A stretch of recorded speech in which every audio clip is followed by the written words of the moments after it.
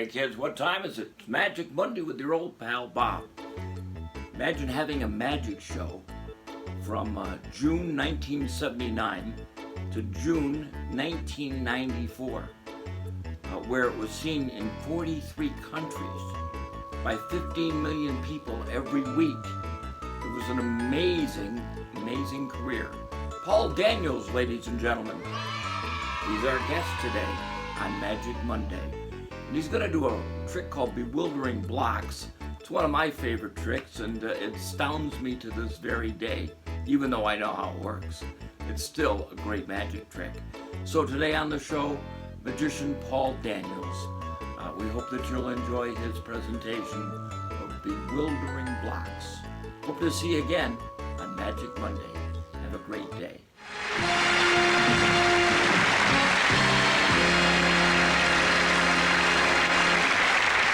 Daniels finally arrived at his true level, playing with children's building blocks, you ask? No, unless you're a student of magic, you will not be aware of the fact that the sawing a woman in halves was invented by a chap called Selbit. But he wasn't the only trick he invented. It just seems to be the most famous. This is one of his. It's a trick with wooden blocks, that's all. And they are solid, and you can stack them up. Where's number two? There's number two, and you put them one on top of the other. Oh, by the way, the number's only on one side. Should have mentioned that. And you can see them going up in the air. And if you notice, I mean, if you've had years and years of state education, you will have noticed that they count 4, 3, 2, 1. And for those who can't read, number 4 is on the top. All right? Oh, there is something else you use. Use this. This is a tube, all right? Hope you can see through the tube. And if I do this and cover the blocks over like that, number 4, it's a very tight fit, okay? Now, number 4 was at the top, then number 3, then number 2, number 1. You say the magic word, which we all know, abracadabra, and the blocks leap from the top of the tube, turn round and go back into the top. They do it invisibly, of course. I wouldn't lie to you.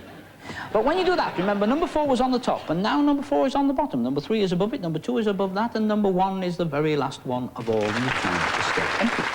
Now, how does he do it?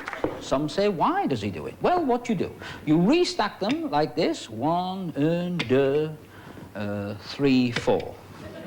I only went for 2 weeks. And you can see, if you cover it over, number 4 at the top, then number 3, slide number 2 in, and lastly get number 1 in like that. Say the magic word, you all know, abracadabra, leaps out the tube, turns round, goes back at the top, snap your fingers, and there they are, back where they started in the first place. 1, 2, 3, 4. It's good, isn't it? That's the way the trick works. Thank you, family. Now, look, this is important. These are solid. They fit tightly into there. Remember that. If I drop them in, number 1 goes to the bottom. Yes? Say yes, Paul. Number 2 goes in there. I'll tell you what we'll do with number 2. We'll turn it upside down. That'll fool the little beast. Now, number 3, we'll put number 3 in that way around, back to front. And last, but by no means least, number 4, we will put it in upside down. Okay? Right. Now we've got the blocks in there, you snap your fingers, you say the magic word, abracadabra, they leap out the top, they turn around, they go back in the tube. Nobody believes you. Except if you lift this, you will find that number 1 is at the bottom the right way up, 2 has turned itself over, number 3 is the right way up, and number 4 has turned itself over again. Now, how can it happen? Well, I don't really know. All I know is this, that when the blocks are inside there like that, they fit very tightly in the tube. There is no way at all. Can I just pick this up without dropping the blocks for you and just show you? The blocks actually fit, trying to get one out the end, so, and it doesn't twist at all. Okay? And it won't twist at all at the other end either. If you think there's some shenanigans going on, well, you could be right. And why? I'll tell you why. Because if you lift the tube up like this, watch very carefully, because Daniels is cheating. This one faces the other way. Number 2 has gone back to being upside down. Number 3 is still facing the other way, but number 4 has put itself the right way up and facing forwards. Now, although that might seem fantastic to you, it's not as fantastic as when you snap your fingers, abracadabra, leap out the top, and then you've got number 1 facing the right way, number 2 is the other way around, number 3 is upside down, oh, back to the front, and number 4 is the right way up again. There it was. That's it.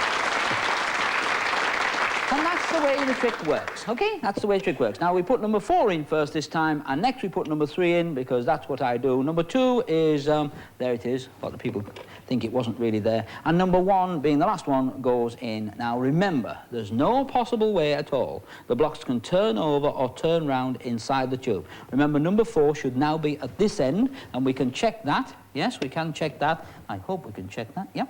Let's have a look. Come on out. There it is. It's such a tight fit. Yes, number 4 is at the top.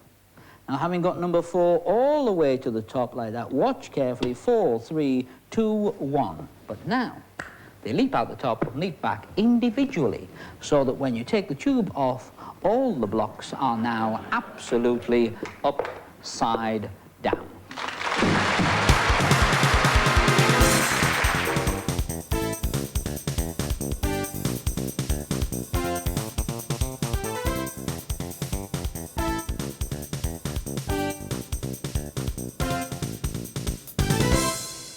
What the heck?